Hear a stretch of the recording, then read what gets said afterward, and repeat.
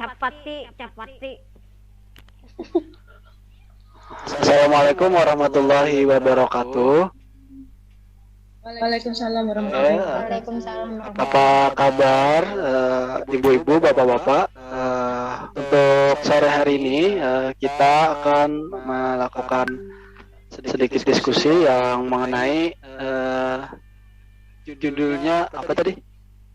Prinsip penyusunan kurikulum operasional di satuan pendidikan. Ya, nah yang dibawakan oleh Ibu Ika. Jadi untuk waktunya dipersilakan untuk Ibu Ika. Ya, terima kasih kepada Bapak Riza.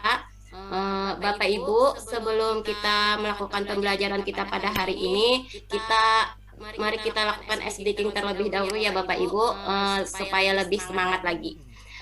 Bapak Ibu, kita tepuk semangat supaya agar pembelajaran kita Bapak Ibu lebih semangat lagi dalam pembelajaran pada hari ini. Silakan Bapak Ibu buka suaranya. Siap. Cek. Mulai ya Bapak Ibu, ikuti gerakan saya. Tepuk semangat. Semangat. Tepuk semangat.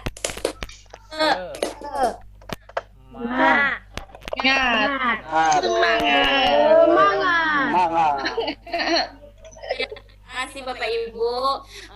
Semoga SDKing tadi, tepuk semangat kita tadi membuat Bapak Ibu lebih semangat lagi dalam pembelajaran pada hari ini. Ya, baiklah Bapak Ibu. Sekarang kita mulai kegiatan pembelajaran kita pada hari ini, yaitu mengenai prinsip penyusunan kurikulum operasional di satuan pendidikan. Nah, apa saja yang perlu dikembangkan dalam kurikulum operasional pendidikan, Bapak Ibu? Next.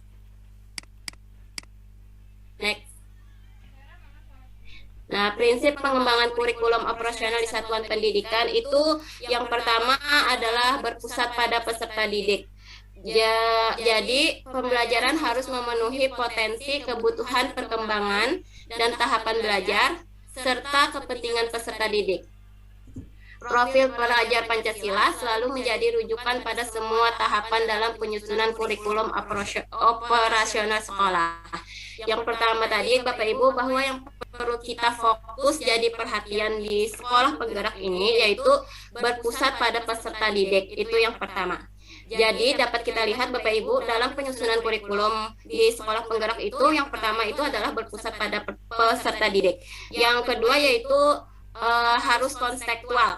Maksudnya yaitu menunjukkan kekhasan dan sesuai dengan karakteristik satuan pendidikan, konteks sosial, budaya, dan lingkungan, serta dunia kerja dan industri. Bahwa kurikulum sekolah penggerak ini mempunyai kekhasan di mana sekolah Bapak Ibu berada di wilayah sosial budaya yang bagaimana, di situ kebanyakan penduduknya bagaimana, jadi mempunyai budaya khas di daerah tersebut.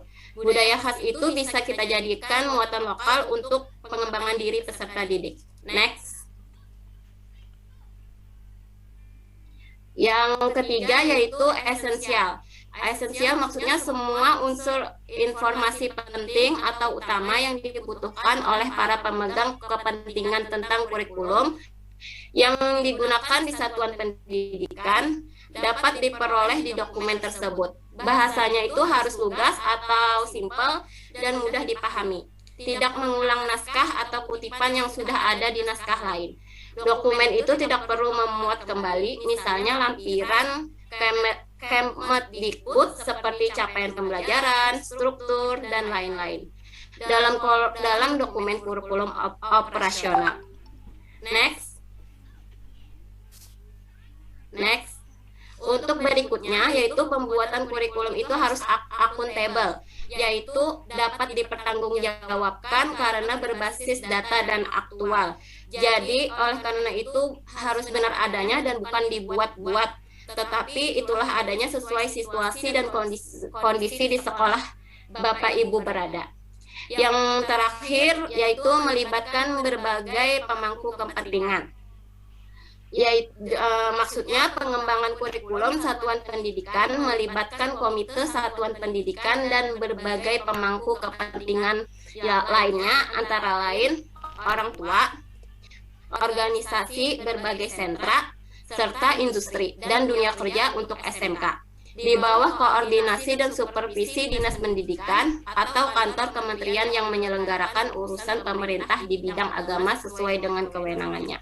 Jadi, Bapak Ibu juga perlu kita ingatkan kembali, mesti melibatkan berbagai pemangku kepentingan di dalam penyusunan kurikulum itu. Jadi, penyusunan kurikulum itu jadinya benar-benar menyentuh semua kalangan yang berhubungan langsung dengan sekolah yang Bapak Ibu jalankan. Nah, itu tadi adalah prinsip-prinsip yang perlu kita perhatikan dalam pengembangan suatu kurikulum. Bapak Ibu, mungkin itu saja yang dapat saya sampaikan mengenai prinsip penyusunan kurikulum operasional pendidikan. Terima kasih. Nah, itu tadi sedikit paparan dari Ibu Ika. Semoga apa yang disampaikan beliau bisa kita cerna, kita dapatkan dengan mengucapkan alhamdulillah. Maka berakhir juga diskusi kita sore hari ini. Alhamdulillah. Alhamdulillahirabbil alamin.